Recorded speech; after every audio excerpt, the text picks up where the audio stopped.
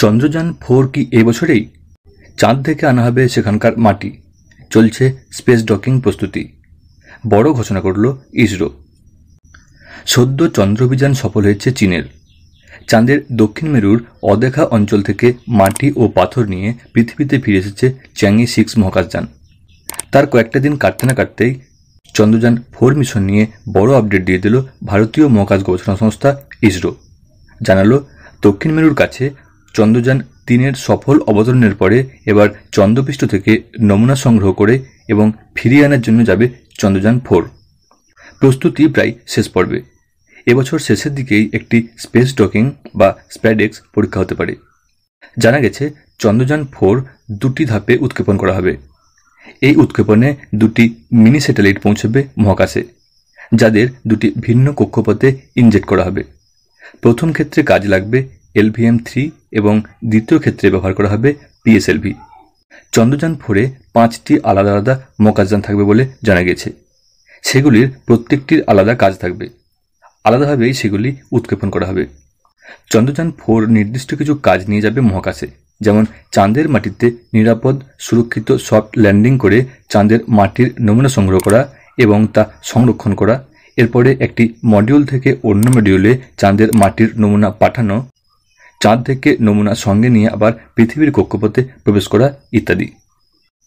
গত এক বুধবার নতুন দিল্লিতে ইন্ডিয়া স্পেস কংগ্রেসের তরফে ইসরোর চেয়ারম্যান এস সোমনাথ বলেন, আমরা চন্দ্রযান-4-এর কনফিগারেশন এবং কীভাবে চাঁদ থেকে নমুনা পৃথিবীতে আনা যায় তা নিয়ে ভাবনা চিন্তা করেছি।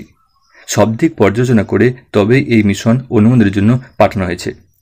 আমরা একাধিক লঞ্চিংয়ের কথা ভেবেছি এবং সেই মতোই প্রস্তাব রেখেছি, কারণ আমাদের হাতে যেসব রকেট আছে তা একটি মিশনে যেতে এবং ফিরে আসতে যথেষ্ট সক্ষম নয়।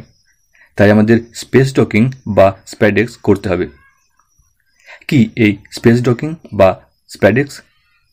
সহজ কথায়, দুটি পৃথক মহাকাশযানের একে অপরকে খুঁজে পাওয়া এবং একই কক্ষপথে স্টেশন হওয়াকে বলা হয় স্পেস ডকিং বা স্প্যাডেক্স।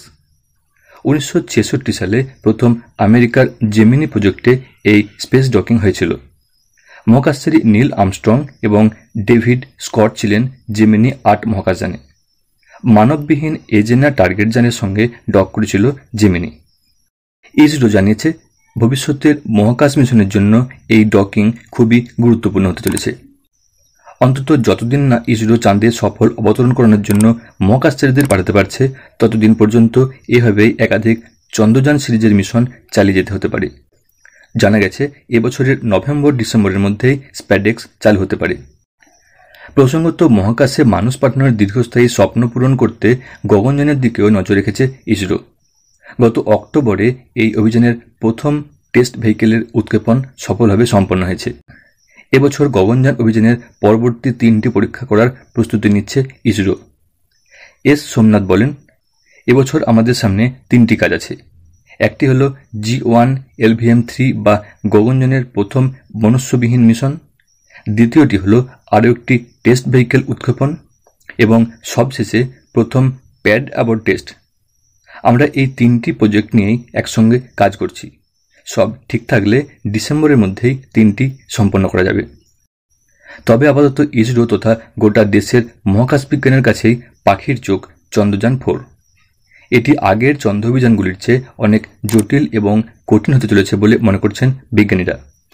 এখনও পর্যন্ত 3টি দেশ এই অভিযান করতে পেরেছে: আমেরিকার অ্যাপেল অভিযান, সোভিয়েত ইউনিয়নের লুনা অভিযান এবং চীনের চ্যাং অভিযান। এই চ্যাং অভিযানেরই 6 নম্বর মহাকাশযান সদ্য সফল হয়ে ফিরেছে।